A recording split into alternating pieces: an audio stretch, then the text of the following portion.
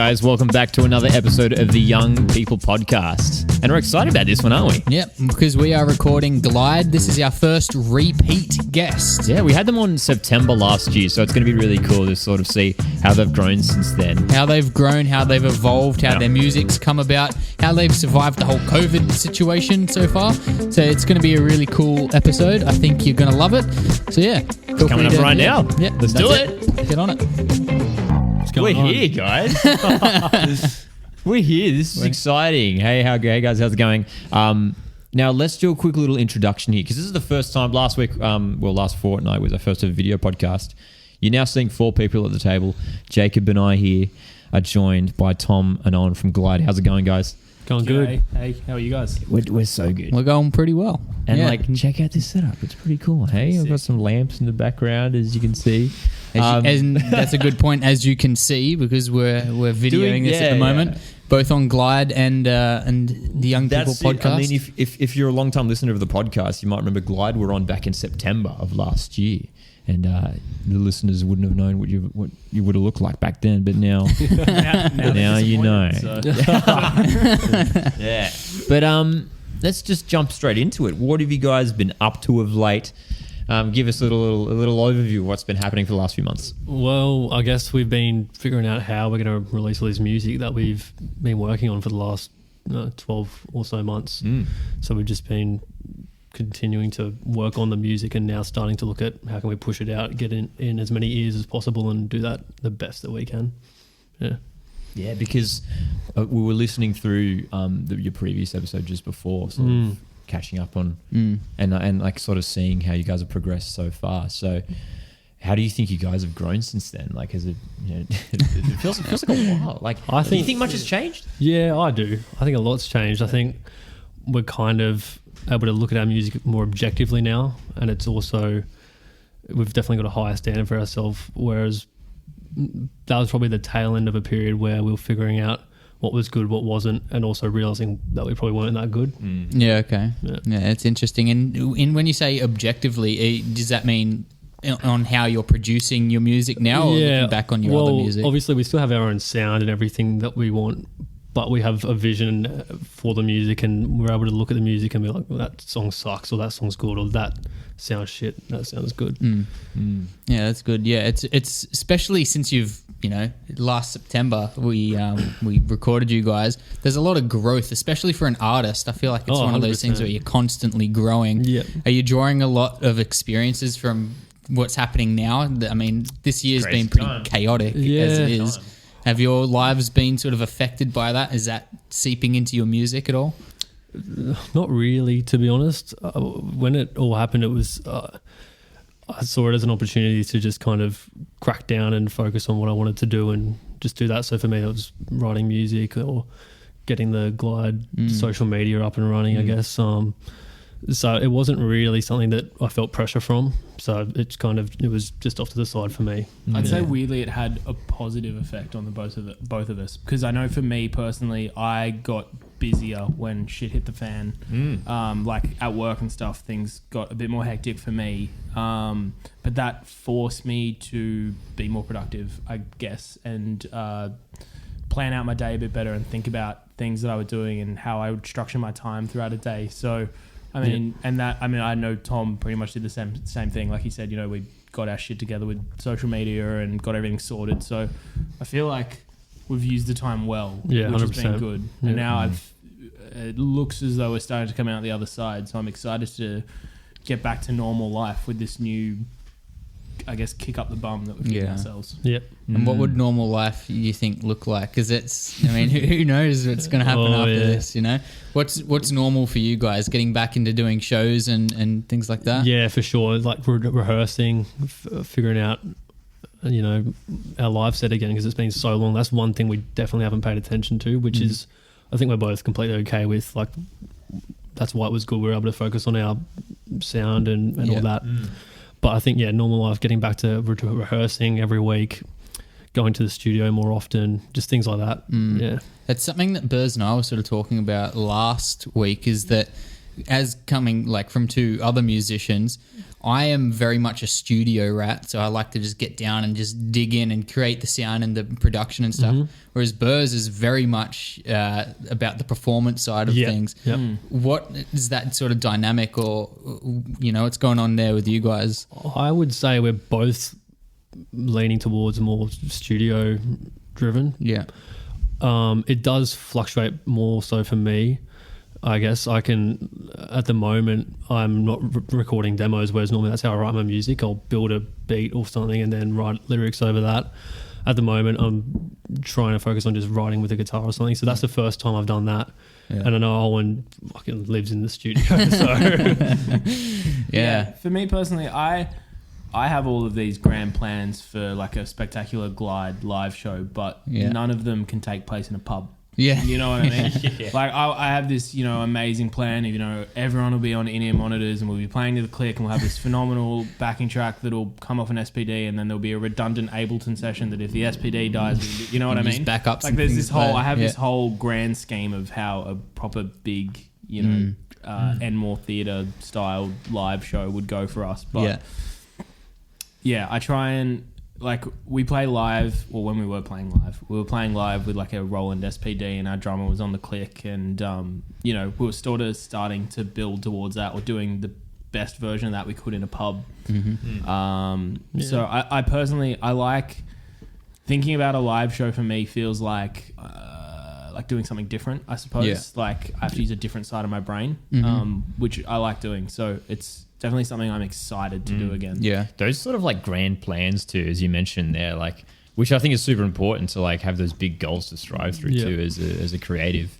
Were they sort of, did they sort of come up recently, like in this hibernation time? Or were they sort of always in the pipeline for you guys from the start? Because you guys have been going for a couple of years now. I think they have been there, but we've been able to hone in on them more now and have like a clear vision of what Glydd will look like. I think that's the main thing. Like we've just been able to focus, for me anyway, it's been really easy to focus on what I want it to look like and what I want everything to sound like and what I want Glydd to mean to people and stuff like that. So yeah, I think the vision's always there, but now we're able to understand what the vision is. Yeah. And when you say like what you want Glydd to mean, is that just to yourselves, or what you want to portray to your audience and whatnot? To both, yeah. So I really like the idea of Glydd being related to like being self-made and all that. I guess it's how we've done it. Like we've just figured out everything by ourselves, and like Owen's like we're mixing everything, we're recording everything by ourselves, and now it's like we're trying to take on that role of like marketing ourselves and all that and managing ourselves. So I think if we can associate that with just building yourself up from nothing, I think that's the goal 100%. For me. I think that's such a powerful message as well, because it's so relatable. Like everyone, it's vague, but it's vague, but it's something that everyone relates to, because even if everyone likes to look at these millionaires and billionaires that may have like inherited all their wealth and things like that, and it's easy to just turn them away because they haven't had to grind. Whereas, everyone, especially you guys, you can see so very clearly from when we just last interviewed you to all the way up to now, you've been super, super present on social media. And it's like, it's relatable that you guys are sort of starting from the bottom and working your way and like up. we've always, even in that period, although we've only just become more active on social media, we're always kind of like actively brainstorming and working on Glydd. And we're both like naturally we kind of keep to ourselves a bit, so we didn't like the idea of that social media thing, but now we've kind of understood it and learnt why it's important and how it's an opportunity to like kind of put ourselves out there and help build that brand around ourselves that we aspiring to create. So 100%, I get that. It's really interesting in this time, in the whole pandemic. Like there's been a big rise in social media and for creatives. I mean, the biggest thing that I can think of is all the live stream gigs that are happening. Yeah. Which, I mean, like at the same time, I'm sort of like freaking out. I'm like, I hope this doesn't like kill real gigs. Like, you don't want to lose the magic of like actual shows, right? But it is, at the same time, it is a good avenue for artists to stay present and stuff. Yeah. What's your guys' view on sort of all that stuff in terms of the way social media is becoming such a powerful, like, you have to be on social media now. You literally just terrified me, by the way, with the thought. Oh, dude, yeah, no, me too, yeah. I'm sorry, no. Audibly shocked. That's it. I think we both have a love-hate relationship with social media. Like, we like it, and we are starting to like doing it, and we know we have to do it to help promote ourselves and our music and blah, blah, blah, blah, blah.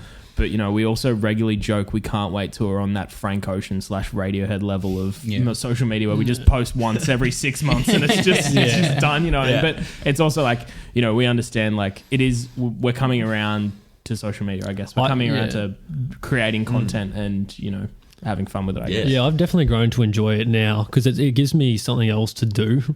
Yeah. Like, making music and being creative is something you definitely have to respect, and you can't just sit down and be like, I'm going to write a song now. Not me anyway. Like, I have to let that come. So if I'm sitting around not writing music or not making music, I'm just like, well, what now? So when I have like a day where I can structure that around creating content and posting on social media, it just fills in all that space, which I really like. And then that means I'm able to have more confidence when I do get inspiration to write music. And it's also an opportunity, like as we said, to show everyone what we're about, which is I do like the idea of now. It's really interesting because when I was studying at the Australian Institute of Music, we had like a lot of business classes and how to do this and that. And one person that kept coming up repeatedly in these studies was actually Bon Jovi, and just like the way, you'd think, what are you talking about? Yeah. But the way he approached like the business aspect of the music was when he'd show up, let's say in Sydney, just for example, to do a show, he'd go around everywhere to make sure, you know, wherever the posters are or the billboards or anything, he'd go and assess it, and he'd say, you know, change this, change that, because to him, it wasn't just some, hey, look at me up on the big poster there. Isn't that fun to look at? It's like, no, this is a business right now. And so social media has really become like a major component of you know, your platform. It's probably the most significant thing that you can do for artists at the moment. I personally hate doing social media, so I leave that all to Bert. J-Max here is is like the technical guy. He does all the editing and stuff, and then I'll do like all the social media stuff.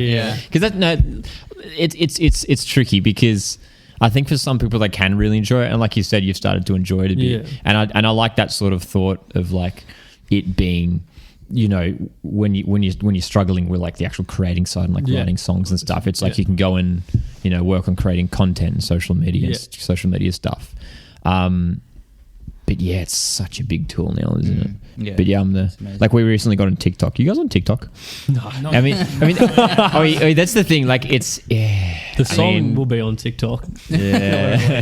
We put our song up on our distribution service the other day, and it was like, your song will go on Spotify, Apple Radio, Deezer, blah blah blah blah blah. TikTok. I was like, TikTok was like the third one. It's up there. I mean, legit though, like I've been like reading music blogs and like YouTube videos, like marketing people talking about how TikTok is such a huge avenue now. And it's like, oh man. Well, like, it's crazy. It is. Yeah, it is a big thing. It's probably not an avenue that we will go down at the moment. Just it's not how our music isn't like there. It doesn't suit that totally that platform. I like, and I've agreed. Like I see like people make a song, and instead of going to magazines and stuff, they'll go to TikTokers and try and pay them to you know, dance promote it. Like get an influencer involved to spin that. It's hard because when I think of TikTok, I just think of like teenage girls doing some stupid dance. But then like I was at a gathering the other night, and we were looking through TikTok and stuff like that.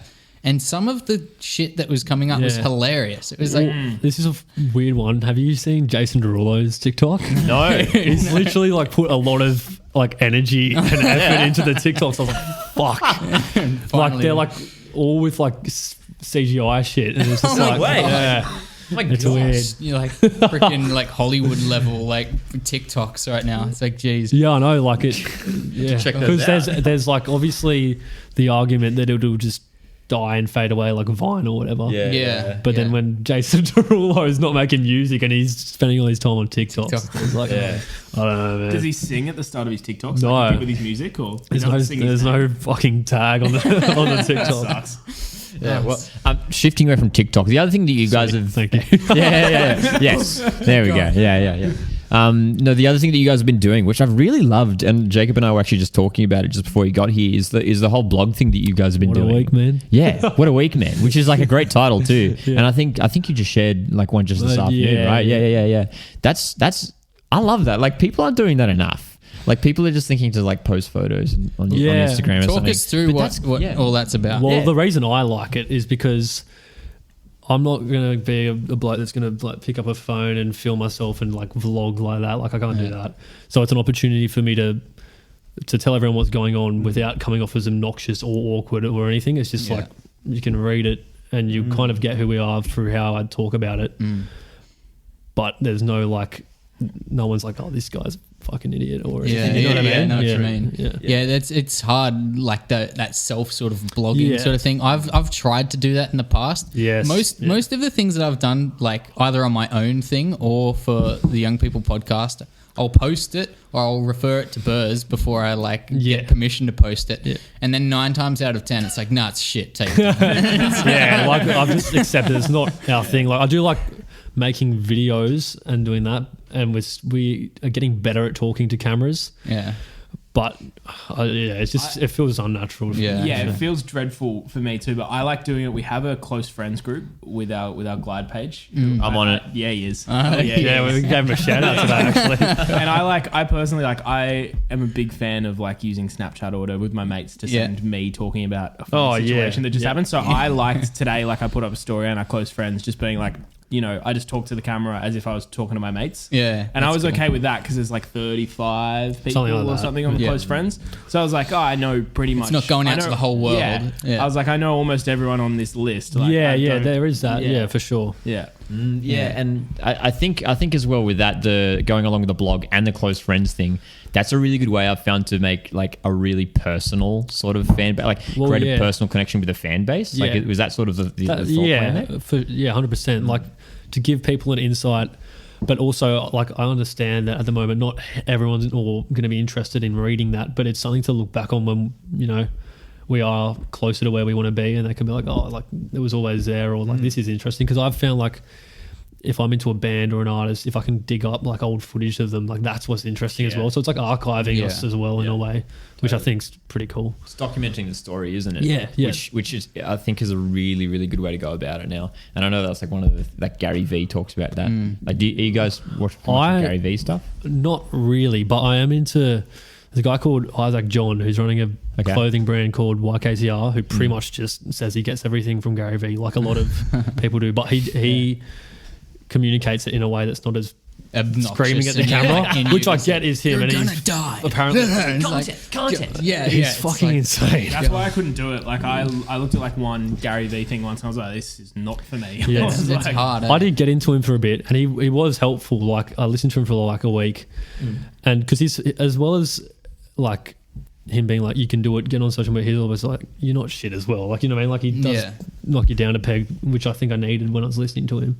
Yeah. But it gets hard, because I'm in a similar sort of situation with some of the guys I'm following. There's this guy called David Weck who's just like a movement coach and stuff like that. Right. And what he has to say is invaluable. It's like golden. But the way he says it is like fucking insane. It's like he's just the most zany sort of crazy guy. Yeah, fuck. Like I can't watch him for more than 5 seconds. Yeah. I'm like, I'm exhausted.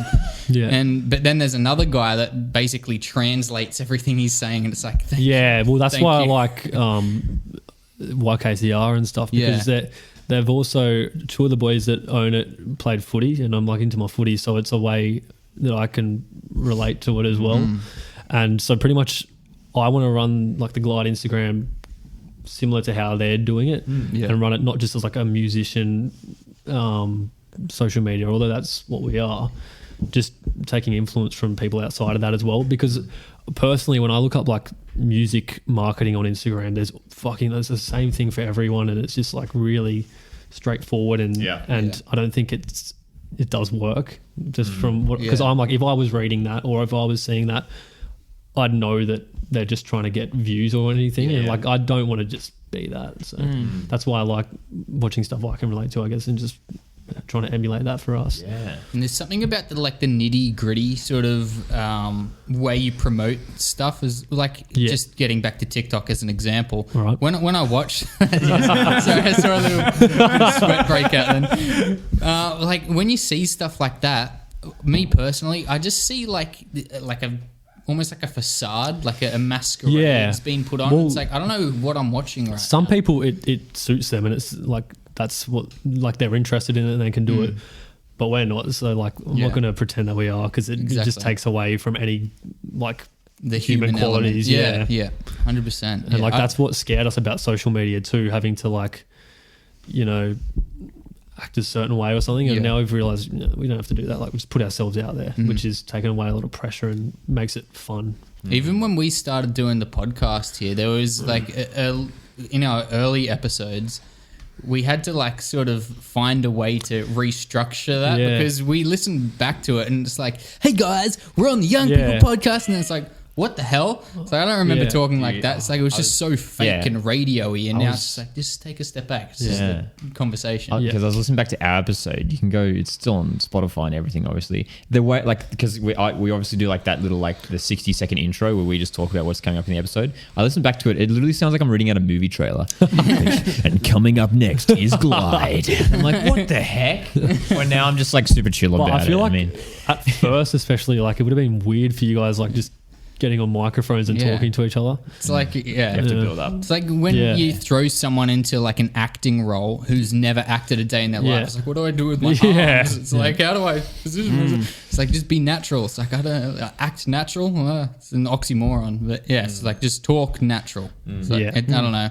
But yeah, when it comes to social media and like promoting yourself like that, as you were saying, just like as soon as you put the camera up, it's like, who am I? Yeah, well, even we did like a song for the Triple J supergroup competition, and we recorded ourselves. Stop at you.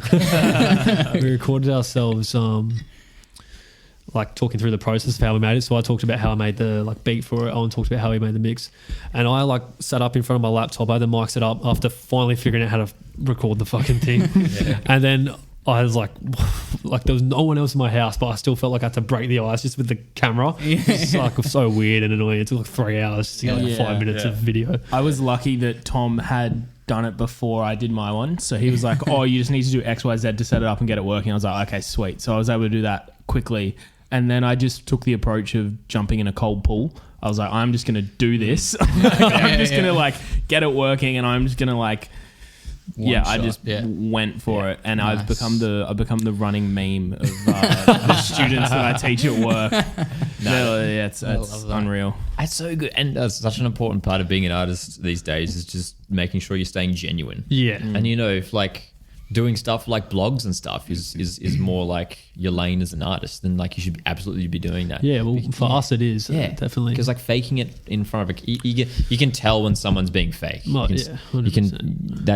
You really have to be genuine with your fans if you're going to establish a genuine connection. We want people like us to like us too, and if we saw someone that was doing that, we fucking rip the shit out of them. You know what I mean? 100%. Where do you draw a lot of your inspiration from? Like, there's obviously a lot of depth and meaning to your music. It's not just some superficial stuff.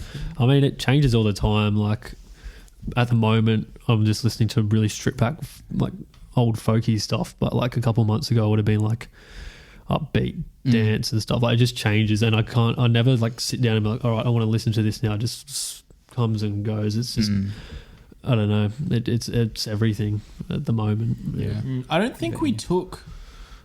Now that I think about it, like Tom, when I mix or when I produce tracks or whatever, I always have like reference playlists that I work on with my artists. So I have like we set up a collaborative Spotify playlist. We both add to it, whatever. And I'm surprised that I don't really think for me that we took reference from anyone for like our social media or like the way we went about it. Social like media, no. We both like looked up some stuff, and then I feel like we both just like threw it away. Yeah. And like, in terms of yes, as I said, like the YKZR stuff's the only thing I've kind of had a look at, and that's just for like website structure and stuff like that.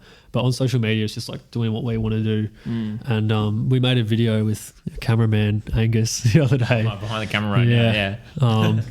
And that was cool because I had like an idea for what I wanted to be, which was just to kind of get us on camera raw talking about what we wanted it to be. So it would be something cool to look back on. But then Angus came in with his own like aesthetic and made it more than what I would have hoped for it to be, which was cool as well. So we just kind of do something until it gets where it needs to be. Yeah. Cool. Yeah, until it feels right as well. Yeah. Because it's like a really tactile sort of, I can't think of any other way to describe it other than it's literally like you can feel what you guys are trying to portray when you're on the social media and you're doing stuff like that. Yeah. It's like you know what you're about. Yeah. Which is really cool. It's hard to achieve for a lot of people, but I think it's because you have that human element to it. Yeah. Well, I think that's probably why we don't need to take inspiration from other social medias and stuff, because we know what we want to look like and we'll just figure out how to build around that. Yeah, which is really unique as well. Like you see it and it's like, that's Glydd. It's like, this isn't some artist. Well, that's the goal. That's what, hopefully. Yeah, well, I was going to say, sort of leading on to that actually really well, like in that video you guys posted recently about sort of talking about what Glydd is and what it means to you guys. Yeah. I think it was Owen that mentioned that you wanted Glydd to be like a brand. Yeah. I thought that was cool. So like, what did you mean by that? Did you want to like dive into that a bit more? Yeah, sure. I don't know. I feel like Tom and I do things in a weird way where Tom will write a song all by himself and then we almost have a 1970s producer-songwriter relationship. I don't know how to explain it. It's weird. Tom will write a song, have it all fleshed out, and then I'll come in and I'll be like, let's change that, let's change this, let's change that, let's try this, and then we'll debate it, and then we'll try some other stuff, and then it'll work and it won't work. And I feel like, I don't know, showing people that we do that, but then also like, you know, we have a lot of interest outside of music as well. Like Tom's into his footy, we're both into our football, you know, and I feel like just showing people that we are humans and you know, Tom, we both like, Tom probably more than I am has a pretty good fashion sense. I mean, that drip's kind of Iron Man, but like, you know, like it's.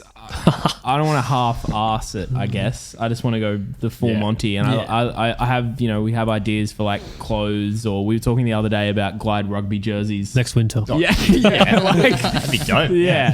So I don't know. I guess I don't want someone to see us as a band. I guess I want people to see us as like a brand, like a corporation almost, or an organization. Like we're Glydd. We work with a bunch of people. We do a bunch of different shit. We also make music. We also do this. Like, but like the music is still like number one. The product, 100%. Like the music's. I think the reason that works as well is because we're able to work at building a brand, whereas music is then something to just be protected from, where we can just go in and be creative together, and it's just like there's little pressure around that, and the less pressure there is around making music, the better it is, I think. And all the other stuff's like a side hustle, if you know what I mean. Totally. Like Glydd music, and then it's also like Glydd, you know, rugby jerseys, you know what I mean. Like it's just something else that happens. 100%, yeah. Well, I think we might take a bit of a break there for our listeners to throw in a little intermission. So I guess we'll be back in about 5 seconds for you guys.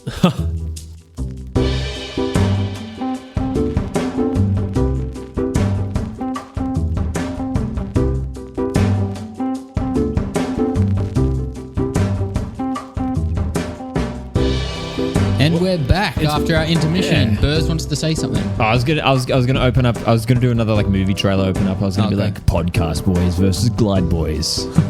He's gonna reign some. Are we talking Mario Kart? Like we'll go head to head, or dude. We should have that should be a thing with all our guests. We played Mario Kart during the intermission. During the intermission, and it's just like instead of that, or just during the talk, because usually in our intermission it's just like little 5-second theme song. We like cut to like us playing like freaking 4 games of Mario Kart. I mean, it would cut to you losing 4 gaams of Mario Kart. I'm like the Mario Kart. I'm amongst our friend group. I'm like the Mario Kart champion. We have supreme. Our Libby, was she like the first guest? Yeah, Libby Ingalls. Yeah, Libby Ingalls, our first guest on here. She was ranked like number 4 in the world or something for Mario Kart. Yeah, what the hell? We should have her on. Get her back. Yeah, Such a niche. yeah. It's like no need to flex, but I'm ranked number 4 in the world for Mario Kart. Jeez. Yeah, what a thing to be known for. Yeah. I wanna have like a trivial world record. I just want to break something that no one ever knew. It's like I don't know. You see Really those things obscure like game or something. what's the most obscure thing you can think of? World record breaking. Like I've heard of guys like heaviest amount of weight lifted with like teeth. It's Oh, like, fuck. Okay, Like- that sounds painful. But yeah. sure. I don't know. You just got to stretch for something. Yeah. I reckon you should go starting as of probably 2.5 minutes ago. Longest time wearing red Audio Technica headphones. Yeah. See how long you can go. That's right. Oh, I'll just wear them for weeks. I'll do it. Don't challenge me. Anyway, getting back to human conversation. Human conversation. Yeah. No more Mario Kart.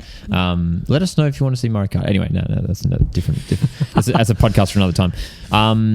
Glider here, Tom and Owen. Again with another cup of tea. Yeah. Yeah. Oh yeah, Double down. Yeah. On the double down. The first one was just so good. Had to spice it up a little with the second one. You do know how to boil a jug. I'll give you that, J-Max. Yeah. Thank you. That's As it. you said that, I just That's it. realised I should probably take it slow so I don't have to go piss halfway through. True. Yeah. Let's talk about your music. You released 2 for the Triple J. Yeah. It was the DIYs. the DIY. Crab claw challenge. How well can you make a song with crab claws? Produce a song.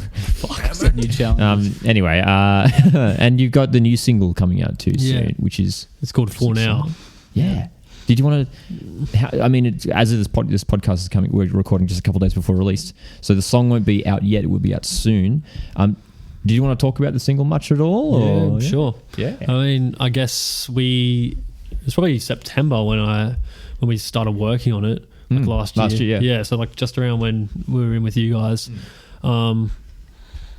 We'd just done another song called Mystery Blue, which will be another single at some point, and it's got the same kind of acoustic guitar pattern, which has become like a bit of a staple in our sound now. And so I'd kind of just figured out that's something I like doing, and put together like a little beat with the chords and sung over it. I actually came up with the melody just on the playing over guitar because I couldn't think of anything, and I don't know. Then we decided it probably suits to have it as our first single because it's just like the song to me is like that moment where you just realize like, oh, okay, like this is where I am. I know where I want to be now. I've got to just work towards that. So I guess that's kind of ties in with what we're doing at the moment. Yeah. It's looking back from September last year. Yeah. Do you think sonically you guys have sort of shifted quite a bit? Yeah, 100%. Because we see that a lot. Like artists tend Yeah. to change around a bit. Yeah. I'd say we just know what we want to sound like now. Yeah. And not to, in saying that, we don't want to sound like one particular thing, but we have like a sound and a vision, I guess. I don't know if that makes sense. But Are you sort of at the point where you, like, when you're a musician especially, you can sort of experiment with ideas. Like, I'm about to do something and I don't know how it's going to sound. And then eventually you get to the point where it's like, I'm going to do something and I know exactly how it's going to sound. yeah. It's like, where are you in that sort of range? Yeah, I guess we're probably closer to we know how it's going to sound, but that also scares me because I don't like doing that either. Yeah, I like kind of letting myself and letting us figure it out as we go. Yeah. I personally, I'm in the middle with what I do. So, I mean, I know for some things, like, say, I'm mixing the vocal in the track. Like, I know on my vocal bus, I'm going to have an 1176 and an LA2. I know exactly how it's going to sound. It's going to sound pretty good. But then when I'm looking at, like how I want to treat a guitar solo or how I want to treat the bass tone for a particular song, I'm going to try like 5 or 10 different things. I don't know if all of them are going to work. One of them might suck and I might, get rid of it. Another one might be cool. I might, save it on a different track and then try something else on another one, and I'll just keep doing that. So I personally, I'm really into just kind of throwing shit at the wall and seeing what sticks sometimes. But then I'm also aware that I do that. So I guess it's kind of like a I guess it's a technique, but also not, if you know what I mean. I reckon the moment that we reach like the threshold of knowing exactly how something's going to sound is the time where it just sounds shit. We just have to rebuild again and figure out a new way of making music. Yeah, you never want to be at the level where it's just like everything I'm about to do, I know the outcome, because that's when it of just starts becoming crap. Bland. Yeah, it's like you really get bands that structured. like will release a great album and then a second album will probably be pretty good as well, and then the next 4 albums are all trying to recreate that same feeling that they have on the first 2, and it just doesn't work. Especially like when like your audience is going to listen to your music, they're going to hear something that's completely new and fresh and whatnot. Yeah. But when you're creating it, you want it to be new and fresh to your ears as well. You don't want it just to be like, here's, all the tools that I've got and I'm just going to throw them in there. Like if you're creating something for like a movie score and you're like under the pump, it's like, okay, well, I know this stuff works. I'm just going to do that. It's going to work. And even if I was going to be like producing for someone and making beats and they wanted like to get heaps of songs done in a day and their thing is just like being lyrical and having a beat in the background, then you do what you do to just get music down. But for us, it's about taking our time and just being pushing the creative and envelope stuff. We even had a thing today where I spent like 2 hours maybe like doing some mix changes on one of our songs.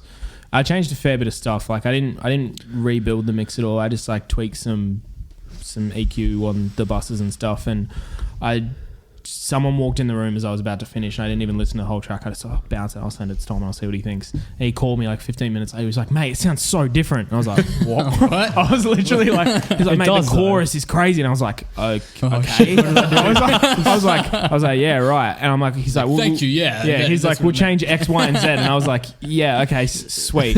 But I was just like, he was talking about stuff that I didn't even wasn't thinking about when I was making changes, and it was weird. Yeah, it was a completely different feeling though. And then I got in the car and I listened to the thing from back to front, as I probably should have before I bounced it.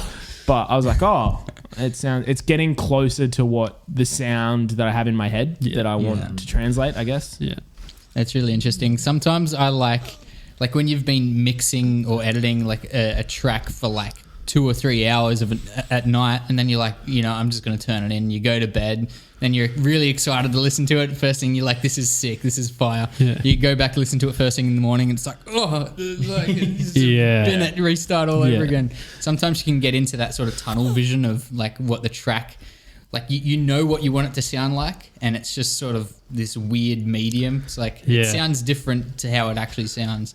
And for me, that's like depends on what mood I'm in when I'm making the song. Yeah. If I'm in like a kind of like mood where I'm just critiquing everything and doing like that's shit, I'll just end up stopping after half an hour and then putting it away and leaving it. And I might come back to it in a couple of days and I'll be like, yeah, you're right, that sucks. Or I'll be like, it's not that bad. Like it can be something. But if I'm in like a really good, excited mood, I'll just like vomit into an Ableton session. Yeah. And now I'm at the point where I can kind of come back and go, no, that fucking wasn't it. Like, just stop that. Yeah. Do you guys ever get like, how do I say it? Like disappointed with how you're approaching music? Like if you're doing it in the exact same fashion all the time? I don't reckon. I think we did. Oh yeah, we did. I think that's sort of what was the catalyst to us almost, I guess, starting afresh / approaching it from a different angle. Yeah. And I just think I forgot where I was going with this, but I reckon that there wasn't for me anyway. There wasn't one moment where we were like we suck. It was just. For me, it was that moment like when we were making Mystery Blue, and then we were like, oh, this song's actually all right. And then we slowly realised that everything else we were doing kind of sucked, but we did fall into a habit of kind of just going through the steps. Yeah. I feel like, it was maybe getting... Stale. It feels weird talking about it because no one else has heard it. Yeah. So no one else really can be like, oh, yeah, when they released that... I know exactly what you mean. Yeah, I mean, there was a period when I was finishing uni that Tom and I would go down because I had free access to the studios at uni, so I'd just abuse it, obviously. So we'd go down like every week, pretty much, maybe once or twice a week, and we just had like a big collection of songs. And I think there's one song which is Mystery Blue that I finished the mix at uni, and we're sticking to our guns with that one. But all the rest are being they're gone. Yeah. Yeah, sometimes you've got to, what do they say, like kill your favourite babies? Yeah, but they weren't our favorite babies. Like I think they were at one point, but as we grew as people and musicians, we just realised that was all part of like growing as people and musicians, and that it wasn't how we wanted to portray ourselves. Yeah, sometimes you have to create a dilemma. And I think if I knew that all those songs that we put so much time and energy and effort into we were just going to throw out, I definitely would not have done it, obviously. So you know what I mean? For me it was just figuring it out as we went. It was definitely a process that needed to happen, I think, because we talk about before like how things have been, especially like the social media stuff we're talking about before, like things have been kind of a trial and error sort of vibe. And I think that's just the case for most of life, I guess. You might gaff it the first few times, but then you might get it right. And I think hopefully we're getting it right, or at least we're getting something that we like, regardless. Go on. I was just gonna say, so like talking about this batch of songs that you're sort of building up now, is there like much of like a future plan as well? Like have you guys sort of 100%? Like there's. We still don't really know how we're going to release all of it. At first, we were putting out an album. That's right. And then we were like, that's not going to work. Just because of the way releasing music is. And so then we were like, maybe 2 EPs. And then we're like, maybe 3 EPs, because we did bank up heaps of songs. And now we're like, let's just focus on getting singles out and putting them out like as well as we can, and then push to like get on a label or something like that. Yeah, because that's actually the interesting thing that I've again, like reading all the music blogs and whatever, like YouTube videos, they're talking about how like not to release albums and stuff. It's all about singles. I mean, if you're at a level like Drake, release an album, do whatever the fuck you want.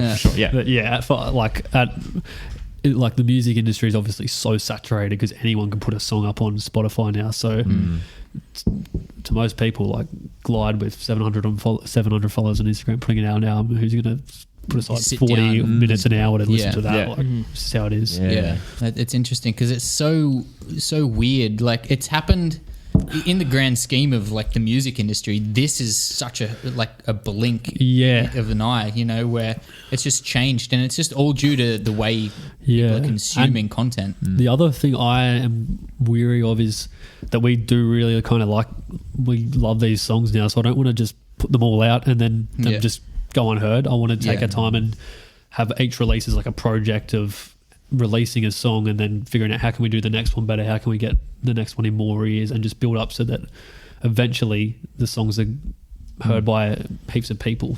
I guess that's the goal, because we're confident in it now and no one's going to like a song if they don't hear it, so we just want to get it in heaps of ears. But we've got obviously 4 Now is coming out on June the 19th, and then we have 2 other tracks that we know are loaded, ready to go. And then there's so those songs, it's weird being in a position where those songs are mixed. One of them's been mastered and they're like, they're just like a barrel in a gun, I suppose, waiting. But then there's a bunch of other songs that we're going to the studio next week to lay down drum. Yep, it's Thursday. Sorry. Shit. Tom would have shown up. Thursday, right? On his own. We haven't got that sorted. Yeah. But we're going to the studio to lay down drums for a new one. And I mean we've got we've got like a rough idea for there's a rough idea for, we've got these 3 singles and then there's like another couple that I want to be released after maybe 4 more singles, just to kind of follow the storyline of what we're about. So that was going to be my next question as well. Like you said, storyline, is that like lyrically, like you're following some themes through there? A little bit, not really. It's not something I focus on that much, but there are certain songs that are like kind of I can pinpoint to moments in my life, and it also does relate to a storyline in a sense. Like from 4 Now, this track we're putting out, to another song called like The Man that we're going to eventually put out. That all makes sense. It'll all tie together. There's similar themes for sure. Because that's another thing. It's like, how do you set yourself apart with, I mean, in pop culture and pop music in general, I don't know if there's a massive emphasis on the lyrics anymore and like the storytelling aspect of it. I'm sure that there is with some artists, but for the most part, it's just as we were talking about TikTok before, like you listen to TikTok and it's like and it's not like that's the thing, and people are having fun, but like our thing's having more intellectual music. Yeah, 100% agree. Without sounding pretentious, that's just what we enjoy doing. There's no way to say that without sounding a little contentious. But I know what you mean. Yeah. After talking about lyrics and stuff, I'm just thinking about whatever that TikTok song is. It's just like, pow, pow, pow, pow, pow, pow, pow. I'm on my own here, aren't I? Am I on my own? It's literally. I was loving that. Shit. Oh, well, ignore me. Just cut that bit out. For the love of God, cut that bit out. Oh, man. That was a moment. But yeah, I have no idea what you're talking about. Star Wars on TikTok. Yeah. Fuck. Someone out there will know what Someone's I'm talking about. Someone's going to be like, I know him, I'm with Owen. Yeah. A 14-year-old girl watching this right now. Yeah. What were we talking about? We're talking about. I don't know. I might just head off. No, but yeah, we were sort of just talking about how like how deep the lyrics can sort of go with like, pop culture and stuff like that. I don't know if there's a lot of people doing it nowadays. It's more of those underground quote unquote artists. Yeah. But I think even like you can listen to like Tyler the Creator and his wordplay is insane, and he's like definitely one of the biggest artists in the world. And like I don't know, like you can listen to most good songs and the lyrics might be simple, but there's definitely a lot of thought behind it. And that when I say that we make like intellectual music, I just mean there's thought behind it. Like the lyrics are still simple and not throwing out big words or having like, we're not thinking like 6 different meanings behind one thing, but there is a structure and like something we want to convey within the song. Yeah. Even like, well, lyrically that's one thing, but then you've got the whole musicianship behind it and elements there.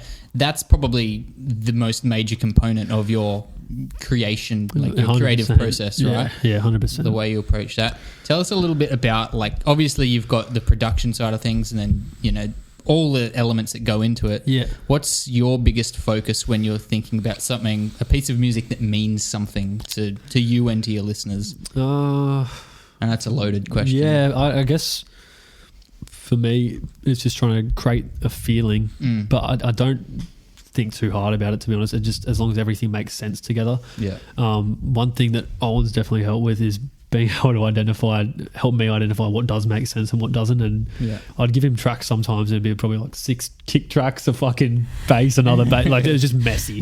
So now I'm able to strip it back, but also fill a song with sounds that go nicely together, and Owen can do the same. Do you get caught up in that sort of stuff? It's just like sampling and things like that. It's like, I've just like tried out 12 different like kick drums and it's like none of them work. It's like, just pick one.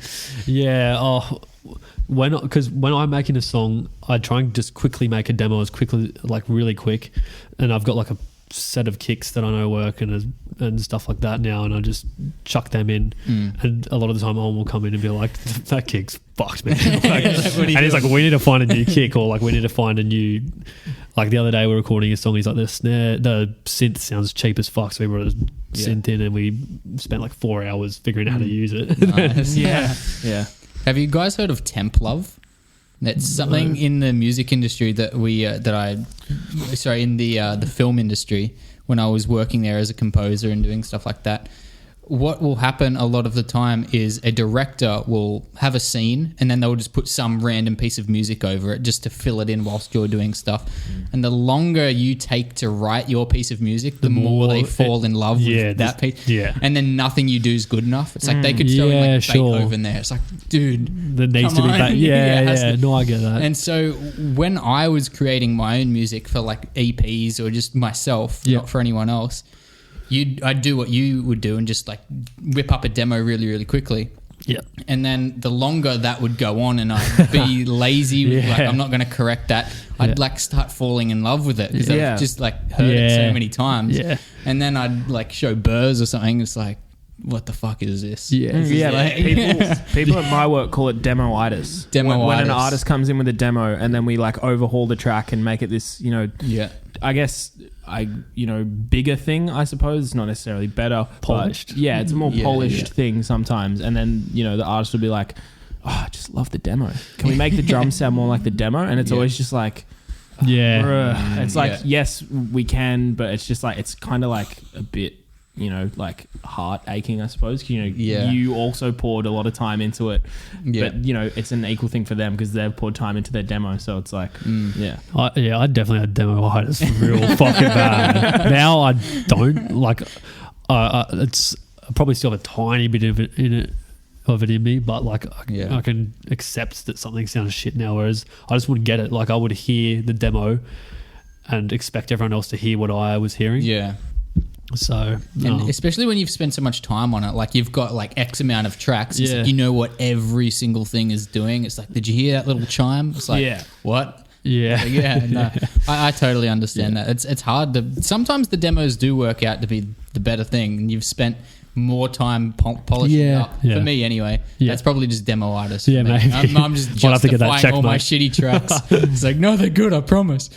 But yeah, it's definitely an interesting process for a lot of like everything. Well, something I enjoy as well now is that they're like, although I write the songs, they're our songs. So I like when Owen has ideas as well to change, and I like, oh my god, cool. So he's like into the song, he wants to put energy into it too. So like, I'd rather the demos be critiqued now anyway. Like I don't want the demos to be good because I know it's just a demo. Yeah. For sure. You guys have especially, like, just the two of you together have seemed to sort of like establish this really good bond. And I remember September last year when we talked to you guys, I was trying to think back to, because I was reading at one of the blogs as well when the other guys left the band. Yeah. Because like Glydd was originally... It was 4 blokes. Yeah. So like looking back to that time, Owen's just shaking his head. Memories. Like, does it feel like a totally different band now? Like, Yeah, it's just different. It seems it just feels evolved a lot. more mature and stuff now, I guess, because we have matured. But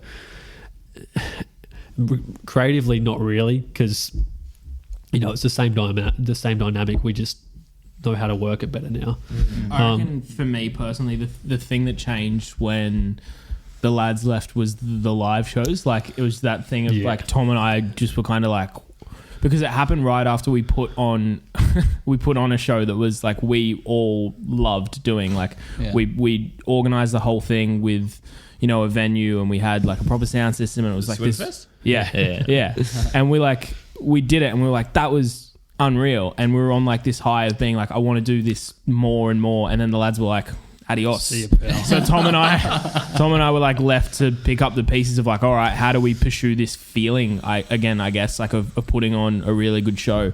And we've played a bunch of shows with other people, and they've been good. Yeah, we most of them, haven't but- got there again yet. Yeah, no, it's But like another thing to me is that they're also like our best mates. So like, there's nothing better to me than being able to meet up with like people that you love and care about, but also be productive. Yeah. So we could always just meet up and make music or like work on, putting on a show, but also just talk shit and be mates. So that was like hard to come to terms with, I think, just not being able to have them around as much, because like Joey got a girlfriend. And Simp. Simp.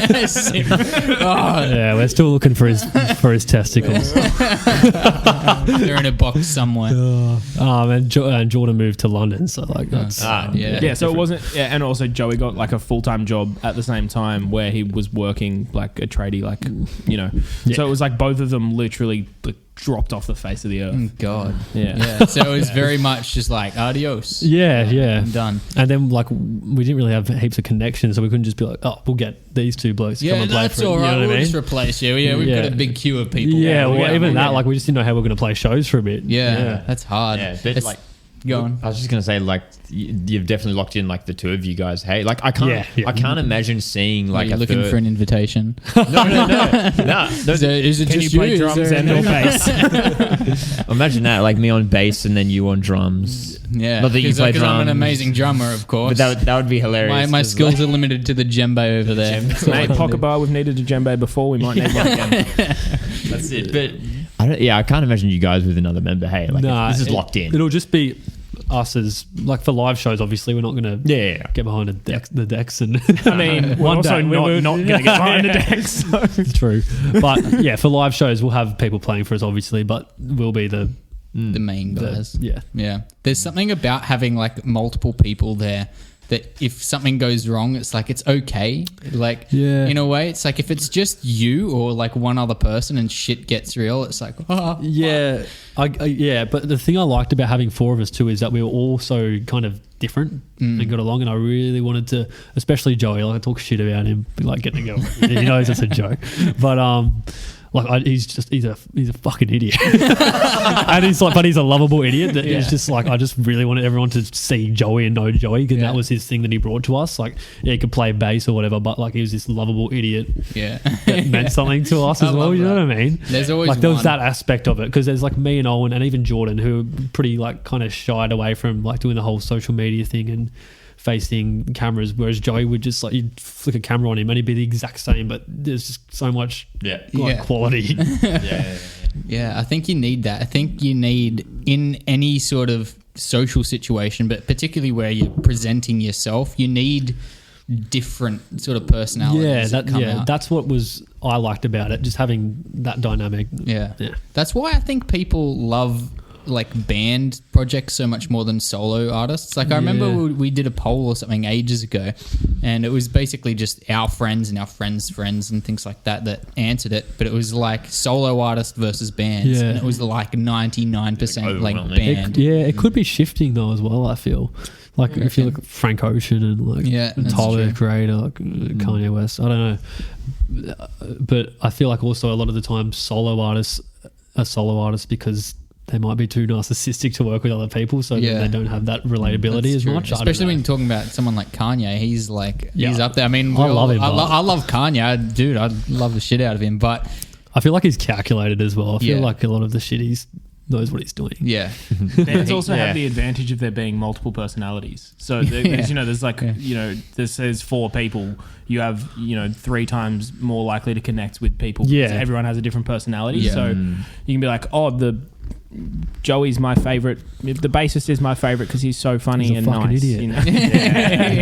Or Tom's my favorite because he's so cute. It's like that. It's like I think about like One Direction. You know what I mean? Like every 12-year-old chick had their favorite member of One Direction. It's like who's your favorite? And I guess those like 4 personalities meshing together creates something different too. Exactly. Just like Power Rangers, right? Yeah, that's what I was thinking that whole time. Or was that Transformers? No, they both do that. The Transformers all get together to build one big thing. That's Power Rangers. That's Power Rangers. That's Power Rangers. Well, who's your favorite Power Ranger? Mine was always the red one, I guess. I don't fucking know Power Rangers. You got a favorite Transformer though? No, Optimus Prime, Bumblebee. Is that a weak favorite? Bumblebee. Yeah, it is. Yeah, because he's the most popular. Optimus Prime is the king. That's like saying who's your favorite Harry Potter character? Harry Potter. It's like but he should be as well. You know what I mean? But no one's allowed to have I know. The main option. But you're kidding yourself. Who's your favorite Harry Potter character? Harry Potter. Dobby. What's something that no one's heard of? What's a character? I don't know. They're all pretty popular. Who's your favorite? Luna Lovegood. Harry Potter character. Yeah. Harry Potter. Yeah. My girlfriend's super into it, and her favorite's Luna. Luna? Yeah. Oh, dude. Yeah, Luna. Yeah. Well, I'm vibing with your girlfriend right now. Okay, mate. All right. This just got a bit weird. And bring her out. This is an intervention. Fuck. Well, as we come towards the end of our chat here, tell us the future of Glydd. What can fans and like possibly like listeners of ours who have never heard of you guys before, what can we expect from you guys coming up in the near future? More of the same, but more music this time as well. That's it. And I guess just continuing to refine and show everyone who we are, work on that as well as making good music, hopefully. Yeah. No, it's really exciting to watch, and there seems to be like sort of like a newfound energy around you guys. Yeah, like for sure. Even around like the content stuff as we touched on, and just you can tell that there's some exciting stuff on the horizon. Yeah, 100% for sure. What do you reckon, Obes? Yeah, I'm excited for everyone to see what's been cooking up in the Glydd Bakery, but yeah. I don't know where that analogy came from, but That's a new thing. That's a new thing, the Glydd Bakery. Maybe you guys can start baking like sourdough. Yeah, that could. We Yeah. act like that came out of nowhere, but we're actually releasing a line of baked goods coming out. the Owen scones and Tom sourdough coming soon. I'm sorry. But yep, look, if you want to stick with us, you can find us at we're just Glydd Music on Instagram, aren't we? Glide.com.au. We just purchased we the got a domain. Look Yep. out, world. Oh, we got a domain. Huge move. And that is GLYDD. That's Yep. it. Because- .com.au. Yeah. If you don't- .com.au. Yeah. Yeah. That's it. Yeah, GLYDD. That's it. Yep. Yeah, and that's on Instagram and Facebook and yeah. where else? Twitter, Spotify TikTok. soon. Not TikTok. Not TikTok. Yeah. No, everywhere well, but TikTok. Pending. I've actually contacted a few TikTokers to dance to our amazing. song. So, Nice. no, I'm joking. Oh god. Yeah. Well, yeah. Everyone go check out Glydd. That's GLYDD on Facebook, Instagram. Check out their new music. They've been super present on social media. So, and you're killing it at the moment. I think every thank time you, I mate. see it, I'm Cheers. like, that's Glydd. And the date for the new single again? June 19th. 19th. June 19th. We'll make sure to share it on our socials too, so you don't miss it. It's called For Now, and yeah, it's exciting because you gave us a little sneak peek, hey, and it's good. It's vibey. Vibey. It's vibey as fuck. Yeah. So Can we put that in like press releases? Young people podcast vibey as fuck. You need a sound bite though. You can't just close that. That's it. Thanks so much for watching or listening to this episode, guys. We are on YouTube, Spotify, Apple Podcasts, wherever you consume your podcasts. And make sure to follow us on social media while you're there too. Facebook, Instagram, Twitter. We are on TikTok actually, aren't we? Yeah, that's it. I'll leave that to you. Yeah. All right. Collab sometime. We go on TikTok. For sure, Link for up. sure. We'll do. One day. That's it. Thanks so much for coming on, guys. Thanks for having us. It's been fun. Thank you. All right. Cool. Cheers. Later. We'll see you next time, guys.